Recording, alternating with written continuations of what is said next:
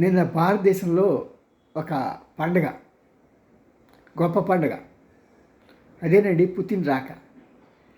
మరి ఇంతటి స్నేహ దేశం, స్నేహ దేశానికి ఆత్మీయమైన పుతిన్ రాక మనందరికీ పండుగ కదనండి. మరి నిన్న రోజు నేను చాలా వీడియోలు చేసి మీ అందరికీ చాలా విషయాలు చెప్పాలనుకున్నాను. కానీ ఉన్నట్టుండి అనారోగ్యం పాలవటం మూలంగా నేను మరి లేవలేకపోయాను. నన్ను క్షమించండి, మన్నించండి. నా కోసం మీరు నన్ను ఆశీర్వదించండి, మంచి ఆరోగ్యంతో ఉండాలని. కానీ ఈరోజైనా కొద్దిగా ఆరోగ్యం కుదుట పడితే మీకు చాలా విషయాలు చెప్పాలని నా ఆతృత. మరి ఈ బంధం ఈనాటిది కాదు, మనం పాడుకుంటున్నాం, ఈనాటి బంధమే నాటిదో అని.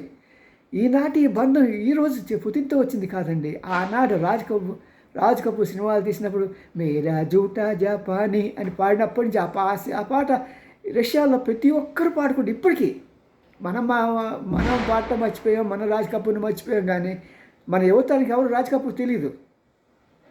కనీసం ఇప్పుడు 30 సంవత్సరాలు ఉన్న కుర్రవాళ్ళు ఎవరికీ రాజ్ కపూరా ఆయన ఎవరండి అంటారు. అంటే కొంతమంది ఓన్లీ ఒక 1-2% పాత సినిమాలు నాస్టాల్జియా ఉంటుంది, అలాంటి వాళ్ళు తెప్పించి.